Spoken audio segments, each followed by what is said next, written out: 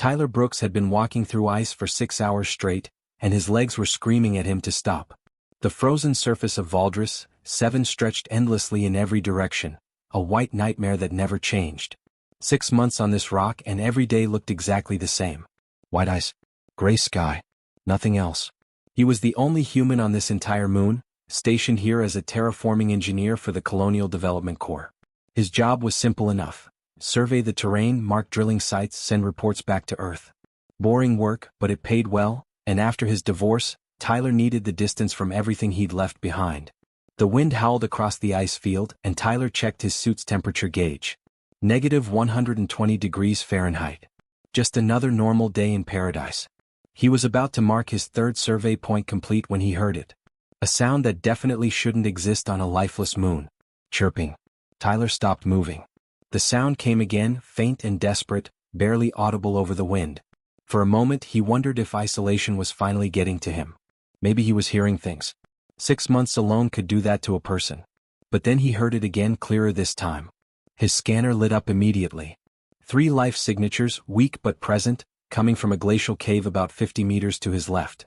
Tyler's heart started pounding. There wasn't supposed to be anything alive out here. Valdres 7 was classified as a dead world. He moved toward the cave, his boots crunching faster through the ice. The entrance was narrow, barely wide enough for him to squeeze through. He activated his helmet lights and stepped inside. The cave opened into a small chamber, and that's when he saw them. 3 small creatures huddled together against the far wall, their bodies pressed tight against each other. They were beautiful in a strange, alien way. Their scales were completely transparent, like living crystal, and they caught the light from his helmet and scattered it into weak rainbows across the ice walls. "Holy hell," Tyler whispered. He'd seen these before. Well, pictures of them anyway. Every colonial worker had to study xenobiology basics, and he recognized them immediately. Dracovian hatchlings. Baby dragons from one of the galaxy's oldest and most powerful species. But what were they doing here? The Dracovians never came this far into human space.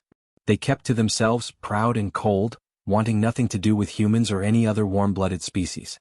Tyler moved closer and the hatchlings didn't even react. They were each about the size of a house cat, maybe smaller. Their eyes were barely open and they weren't moving much. Just tiny, shallow breaths that created little puffs of frost in the air. He pulled out his medical scanner and ran it over them. The readings made his stomach drop. Core body temperature, all 3 of them 15 degrees below the minimum survivable range for their species. The scanner estimated they had maybe 40 minutes before their organs would shut down completely. They were dying. Freezing to death in a cave on a moon that had no business hosting any life at all. Tyler's mind raced. He knew the rules.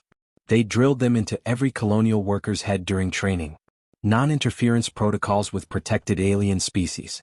Maximum penalties for violation. These weren't just any aliens either, they were Dracovians.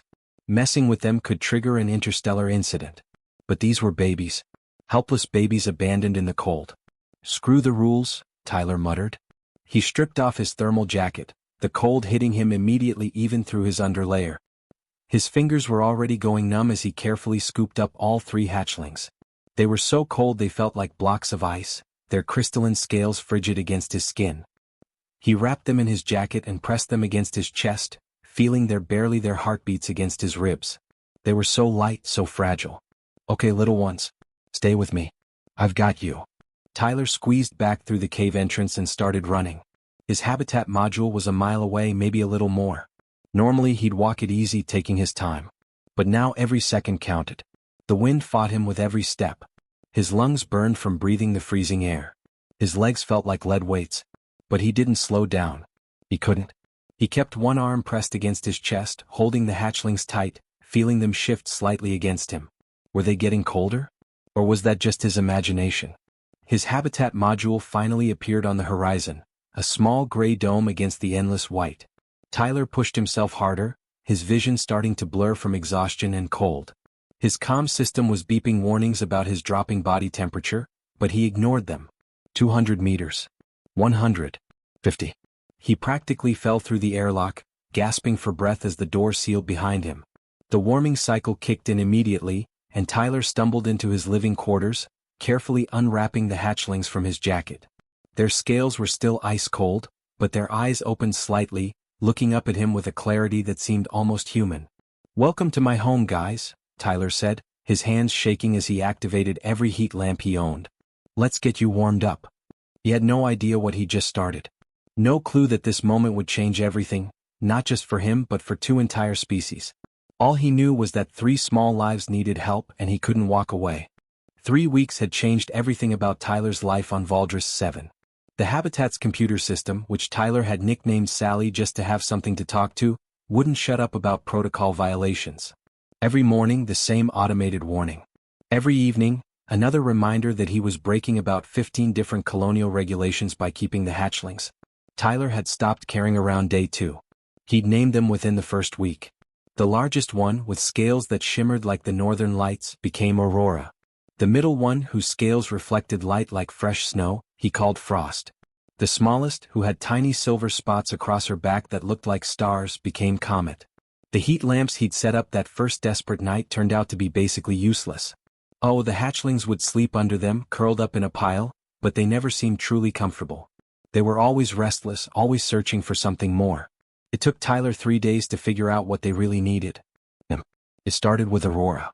Tyler had been running diagnostics on his water recycler when he felt something cold press against his ankle. Aurora had crawled over and was pressing her small body against his leg, making soft clicking sounds. Without thinking, Tyler picked her up and tucked her inside his shirt, against his bare skin. The change was immediate. Aurora went completely still, her body relaxing in a way he'd never seen before. Her scales, which had been dull and lifeless, started to shimmer. Within minutes, Frost and Comet had climbed up his legs, demanding the same treatment. That's when Tyler understood. These weren't just cold-blooded creatures that needed external heat. They needed his heat specifically. Direct contact. Body warmth shared between living beings. So he adapted because what else could he do? He worked with Aurora draped around his neck like the world's weirdest scarf, her tail wrapped loosely around his shoulder. He ate meals with Frost curled in his lap, her head resting on the table, watching him with those strange crystalline eyes. He slept with all 3 of them piled on his chest, their combined weight somehow comforting rather than suffocating. And he talked. God, did he talk. 6 months of silence had left him starving for conversation, even if his only audience was 3 alien babies who probably couldn't understand a word he said. He narrated everything. His repair work on the Habitat's failing systems. His terrible attempts at cooking with recycled food supplies. His thoughts about Earth, about his ex-wife who'd left him for someone more exciting, about whether he'd made the right choice coming out here to the edge of nowhere. The hatchlings listened to everything. Or at least they seemed to. Their heads would tilt when he talked. Their eyes would follow his movements. And slowly, impossibly, they started responding.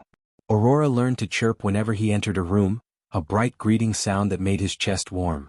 Frost developed a habit of pressing her snout against his hand whenever his heart rate spiked from stress, as if she could sense his emotions. And Comet, the smallest one, started making this low rumbling sound that Tyler could only describe as purring, even though reptiles definitely weren't supposed to purr.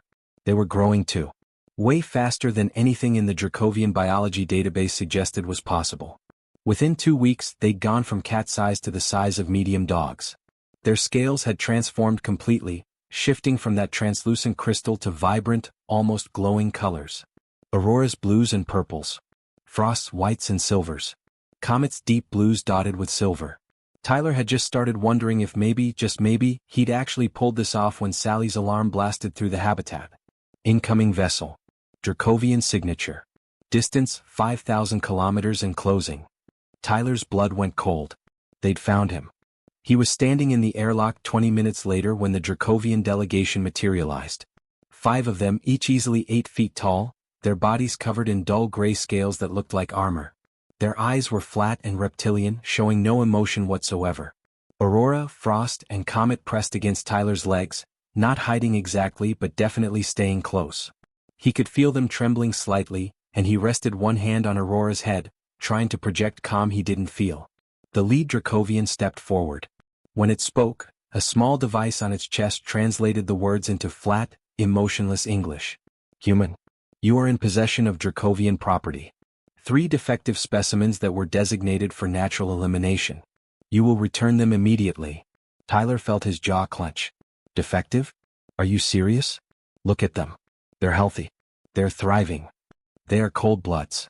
The alien's lipless mouth moved strangely as it spoke. Genetic failures incapable of generating their own body heat. They cannot survive in proper Dracovian society. Your interference, while noted, is irrelevant. The specimens will be removed. Like hell they will. Tyler stepped forward and all three hatchlings moved with him, staying pressed against his legs. They're not specimens. They're living beings. And they're doing just fine right where they are. The lead Dracovian opened its mouth to respond, but Aurora cut it off. She hissed. It was a sound Tyler had never heard before, sharp and aggressive. Her neck stretched out, her body went rigid, and suddenly small wisps of frost formed at her nostrils, creating tiny crystalline formations in the air. Every single Dracovian took a step back. The lead alien stared at Aurora, and for the first time Tyler saw something like emotion cross its face. Maybe even fear. Impossible, it said, its translator struggling with the word. Hatchlings do not manifest breath weapons until they reach 4 months of age minimum. These are barely 3 weeks old. Tyler felt a smile tug at his lips despite the tension. He reached down and scratched Aurora behind her head crest, right where she liked it. She leaned into his touch, the frost dissipating. Maybe your hatchlings don't, Tyler said quietly, meeting the alien's cold eyes. But mine do. The Dracovian delegation didn't leave. Instead, they settled into Tyler's small habitat like they owned the place, which technically, according to galactic law, they kind of did. This was about their species after all. Tyler sat on his worn couch in the common area, trying not to show how nervous he was. Aurora had wrapped her tail around his wrist, the way she always did when strangers were around. The weight was reassuring, a reminder that he wasn't alone in this. One of the Dracovians had stayed behind while the others returned to their ship. This one was different from the others. Older maybe, though it was hard to tell with their species. Its scales were darker, more weathered, and it carried itself with less rigidity than the lead elder who demanded the hatchlings back. It introduced itself as Elder Kraith, a xenobiologist. For the past hour, it had been sitting across from Tyler, scrolling through data on a tablet that looked far too advanced compared to Tyler's basic colonial equipment. This is unprecedented, Kraith muttered, more to itself than to Tyler. Its translator had a different quality than the others, less mechanical. Their neural development is accelerated by 300%. Bone density increased by 40%. Thermal regulation systems are not just functioning but evolving in real time. It looked up at Tyler, and for the first time he saw something like curiosity in those alien eyes. Human Tyler Brooks. What exactly did you do to these hatchlings? Tyler shrugged, feeling Aurora shift against him. I kept them warm. Fed them. Held them close. He gestured around the habitat. Same thing you'd do for any baby that needed help. Kraith's head tilted slightly. We do not hold our young. Physical contact beyond absolute necessity is considered inefficient. Wasteful. Well, maybe that's your problem right there, Tyler said before he could stop himself. The elder's scales rippled in a wave pattern that started at its neck and traveled down its back. Tyler had been around them long enough now to recognize irritation when he saw it. You do not understand our ways, human. Kraith's voice was controlled but firm. We are a cold-blooded species. We evolved without the need for emotional attachment. This adaptation made us strong, logical, capable of expanding across 17 star systems without the irrational conflicts and wars that plague warm-blooded species like yours. Tyler felt his jaw tighten. Yeah. How's that working out for you? He gestured to Aurora, Frost, and Comet. Because these three were marked for death and left to freeze in a cave. And now they're the healthiest dragons you've ever seen. So maybe being cold and logical isn't always the answer. Kraith opened its mouth to respond, but Aurora interrupted by climbing fully into Tyler's lap. She pressed her snout against his chest, right over his heart, and started making those soft trilling sounds that had become her way of comforting him. The elder went completely still. Its eyes fixed on Aurora with an intensity that made Tyler uncomfortable. She is syncing with your heartbeat, Kraith said quietly, almost reverently. She does that when she knows I'm upset, Tyler explained, stroking Aurora's scales. They were warm now, warmer than they'd been when he first found her. All three of them do it, actually. They seem to know what I'm feeling before I do sometimes. Kraith's tablet suddenly erupted with beeping sounds. The elder stared at the screen, its expression shifting through emotions Tyler had never seen on a Dracovian face before. Disbelief. Wonder. Something that might have been fear. Human, Kraith said slowly, like it was choosing each word carefully. Your electromagnetic field is interacting with their developing nervous systems. I can see it happening in real time on these scans. Your body heat is not just warming them. Your chemical signatures, the hormones you release, even your emotional states, they are imprinting on all of it, integrating it into their development. Frost chose that moment to climb up onto the couch, squeezing herself between Tyler and the armrest. Comet followed, taking up position on Tyler's other side. Within seconds he was surrounded by 3 dragons, all of them touching him, all of them watching the Dracovian elder with wary eyes. These hatchlings are not just surviving, Kraith continued, its voice filled with something Tyler had never expected to hear from a Dracovian. They are evolving, changing. You are creating a bridge between our species that should not be biologically possible. They carry Dracovian strength and resilience, but they are developing something we lost millions of years ago in our evolution. The capacity to bond, to feel, to connect with another being on an emotional level. Tyler looked down at the 3 dragons pressed against him. Aurora's eyes met his and he saw intelligence there. Understanding. Trust. I'm not creating anything special, Tyler said quietly. I'm just refusing to let children die in the cold when I can help them. Kraith was silent for a long moment. Its scales had stopped rippling, gone completely still. When it finally spoke, its voice was softer than before. My people will want to study this phenomenon. The High Council will demand answers. They will want to take the hatchlings for observation and testing. It paused. They will likely want to take you as well. The 3 hatchlings pressed closer to Tyler and he felt their bodies tense. Aurora's tail tightened around his wrist. Frost made a low growling sound. Comet's scales began to shimmer with that pre-frost effect he'd seen earlier. For the first time since finding them in that cave, Tyler felt genuine fear. Not for himself. He'd made his choice when he picked them up. He'd known there would be consequences. But for them. For Aurora, Frost, and Comet.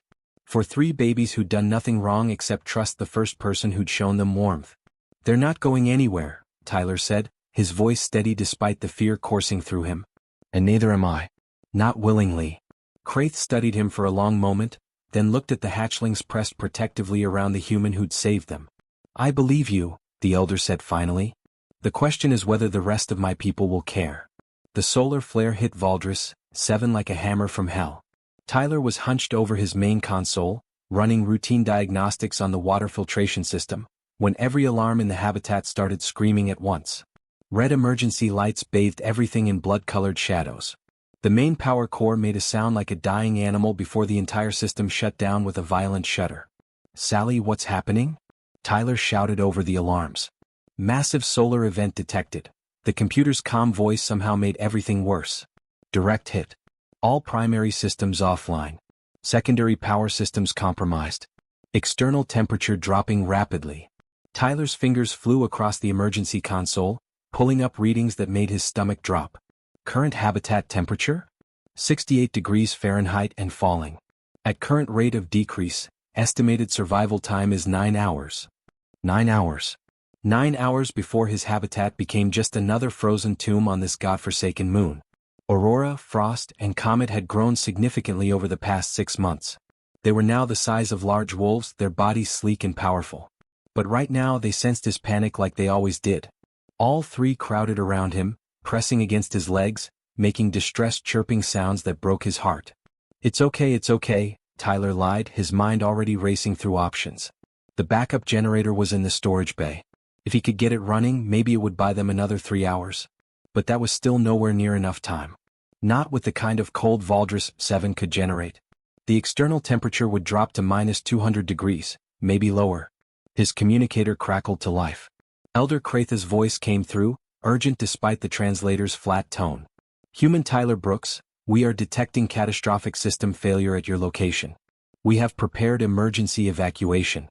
Transport coordinates are locked. You have a narrow window for extraction. Tyler looked down at Aurora, Frost, and Comet. 3 pairs of eyes stared back at him, glowing faintly in the red emergency lighting. They trusted him completely. What about them? Tyler asked, already knowing the answer. They are cold-blooded creatures, Kraith responded. They will adapt to the temperature decrease far better than you will. We will retrieve them once the solar event passes and it is safe to return. That's bullshit and you know it. Tyler's hand went to Aurora's head, feeling the warmth of her scales. They're not like you anymore. They need warmth. They need. Human, be logical for once, Kraith interrupted. You have 12 minutes before our extraction window closes. The solar radiation will make transport impossible after that. Evacuate now or you will die with them. Tyler looked at Aurora, then at Frost, then at Comet. They weren't just alien creatures he'd rescued anymore. They were his family. The only family he had in this entire sector of space. He reached over and shut off the communicator. "All right, guys," Tyler said, his voice steady despite the fear coursing through him. "Looks like we're doing this together." He moved fast. Every thermal blanket in the habitat got pulled from storage. Every piece of insulation he could rip from non-essential systems. He dragged it all to the inner core, the most insulated room in the habitat, and started building a nest. The temperature readout on his wrist display kept dropping. 50 degrees. 45. 40. Tyler climbed into the nest he'd built, his breath already visible in the air. Aurora, Frost, and Comet didn't hesitate. They pressed against him immediately, their bodies covering him completely. Their scales, which had been warm from absorbing his body heat all day, now felt cool against his skin. 30 degrees. 25. Tyler wrapped his arms around them, pulling them closer. His thermal underlayer was doing its job, but he could feel the cold creeping in at the edges. His fingers were already going numb. 15 degrees. 10. "I'm sorry," Tyler whispered, his teeth starting to chatter. His breath came out in white clouds. "I'm so sorry I can't keep you warm enough. I should have gotten you out of here when I had the chance." Aurora lifted her massive head, her crystalline eyes meeting his. There was something in that gaze, something that looked almost human. Understanding. Determination. Well, then she did something that shouldn't have been possible. She began to glow. It started in her chest, a soft blue-white light that pulsed beneath her scales. Tyler felt heat radiating from her body, real heat, not just reflected warmth from him. The light spread across her scales like water, illuminating the dark nest. Frost noticed what her sister was doing. Her eyes widened, and then she too began to glow, her light silver-white and cold-looking but generating blessed warmth. Comet was last, her smaller body erupting with starlight blue luminescence. The nest transformed into a cocoon of light. The temperature stopped dropping. Tyler felt warmth washing over him, soaking into his frozen skin. It was working. They were generating their own heat. For him. Tyler felt tears running down his cheeks, freezing against his skin before the heat from the dragons could melt them. The empathic bond they developed worked both ways. They'd learned from him how to care, how to protect. And now they were using that lesson to save his life. "That's it," Tyler breathed, his voice cracking with emotion. "That's my good kids. That's my brave, amazing kids. Keep going. We're going to make it through this. Together." Outside the habitat, the temperature plummeted to 200 degrees below zero. The solar flare raged across Valdris 7, turning the already hostile moon into a death trap. But inside a nest of blankets and insulation, 3 dragons and 1 stubborn human held onto each other and refused to die. Their bond, forged in compassion and desperation, proved stronger than the cold. They glowed through the darkness, a tiny pocket of warmth and light against the frozen void. And they survived. Tyler woke up to the sound of voices and the steady hum of medical equipment. For a moment he had no idea where he was. The lights above him were too bright, sterile and white instead of the warm yellows of his habitat. His body felt like it had been put through a freezer and then slowly thawed out, every muscle aching, every joint stiff. Which, he supposed, wasn't too far from the truth. "Aurora? Frost? Comet?" His voice came out as barely more than a rasp, his throat raw and painful. A human face appeared above him, a medic in colonial uniform. The woman pressed a gentle hand against his shoulder. "Easy there, Mr. Brooks. Don't try to sit up yet. You've been through hell and back." "Where are they?" Tyler tried to push himself up anyway, panic flooding through him. "Where are my?" "They're right here. Look." The medic turned his head gently, and Tyler's eyes found them immediately. Aurora, Frost, and Comet were curled together near his medical bed, each of them now nearly the size of a small car. Their scales still held that soft, pulsing glow, like embers that refused to die out completely. When they saw him move, all 3 heads lifted at exactly the same moment. The happiness in their eyes, the pure joy and relief, made Tyler's chest feel so tight he could barely breathe. "Hey kids," he whispered, and Aurora made a sound somewhere between a chirp and a rumble. 48 hours. Tyler recognized that voice. He turned to see Elder Kraith standing on his other side, the old Dracovian scales looking somehow less gray than they had before, like the past few days had changed something fundamental in the alien. "You survived 48 hours in conditions that should have killed you in 20 minutes, Kraith continued. All because they adapted. Because they learned. For you. They're good kids, Tyler managed to say, his voice still rough. They are far more than that, human. Kraith gestured toward a holographic display that materialized in the air, showing complex biological data that Tyler couldn't begin to understand. The Galactic Xenobiology Council has examined all our findings. They have officially classified Aurora, Frost, and Comet as a new subspecies. Dracovian Empathica. Dragons who possess both our ancient strength and resilience, but also something we lost millions of years ago in our evolution. The capacity for emotional bonds. The capacity to truly care for another living being. Tyler stared at the display, then at his dragons. What happens now? The fear crept back into his voice. Do you take them away? For the first time since Tyler had met him, Kraith's expression softened into something that looked almost like a smile. It was strange seeing emotion on a Dracovian face, but not unwelcome. Take them from the human who taught them how to love? From the parent who refused to let them die in the cold? Kraith shook his head slowly. No, Tyler Brooks. They stay with you. But we do have a proposal for you to consider. Over the next hour, while medics fussed over Tyler's readings and the dragons dozed nearby, Kraith explained everything. The Dracovian High Council had spent weeks in heated debate. The discovery of what Tyler had accomplished had shaken their entire civilization to its core. Finally, faced with evidence they couldn't deny, they'd made a decision that would have been unthinkable just months before. They were creating something called the Warmth Initiative. Any Dracovian hatchling born cold-blooded, any infant that couldn't generate its own heat, would no longer be left to die. Instead, they would be offered to human volunteers who would raise them, just as Tyler had raised Aurora, Frost, and Comet. Your species has something we desperately need, Kraith admitted, his voice carrying a weight that Tyler had never heard before. Compassion. The ability to bond without logic or reason, simply because it's the right thing to do. And perhaps we have something your species needs as well. Our strength. Our longevity. Our technology and knowledge. He looked at the three sleeping dragons. These three proved that together, our species can become something greater than we ever were apart. Tyler was quiet for a long moment, processing everything. I'm not anybody special. I'm not a diplomat or a scientist or a hero. I'm just an engineer who couldn't walk away from 3 babies dying in the cold. Yes, Kraith said, standing. And that is precisely why this worked. The galaxy is watching now, Tyler Brooks. One human's stubborn compassion has rewritten everything we thought we knew about what's possible between species. 5 years passed like a dream. Tyler stood in the observation dome of New Haven, humanity's first joint colony with the Dracovians. Outside, snow fell gently through controlled weather patterns, something that would have been impossible to create without Dracovian technology and human determination working hand in hand. Aurora, Frost, and Comet lounged nearby, now the size of small houses. Their scales had taken on an almost ethereal quality, shimmering with internal light that pulsed in time with their breathing. They were watching the scene outside with what Tyler had learned to recognize as amusement. A human child, maybe 7 years old, was playing in the snow. Little Harper, the colony director's daughter, was laughing as she chased after a young dragon hatchling named Spark. The hatchling had been found abandoned just 3 months ago, and Harper had begged her parents to let her help raise him. History repeating itself, Tyler thought with a smile.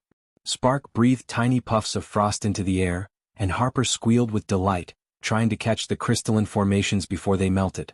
The little dragon chirped happily, pressing close to the girl for warmth, just like Aurora used to do with Tyler. You started something remarkable, Kraith said, appearing beside him. The elder had become an unlikely friend over the years, visiting New Haven regularly. I just couldn't let them die, Tyler said simply. No. You proved something my people had forgotten over 10,000 years of cold logic. Kraith watched the child and dragon playing together. You proved that sometimes the greatest strength doesn't come from standing alone in the cold, but from sharing warmth in the darkness. We spent millennia believing that emotion made us weak. One human showed us that it makes us whole. Aurora rumbled softly, a sound like distant thunder, and rested her massive head on Tyler's shoulder. He reached up and stroked her scales, still marveling at how far they'd all come from that desperate day in the ice cave. The galaxy would never be the same. All because one man couldn't walk away from 3 frozen lives that needed him.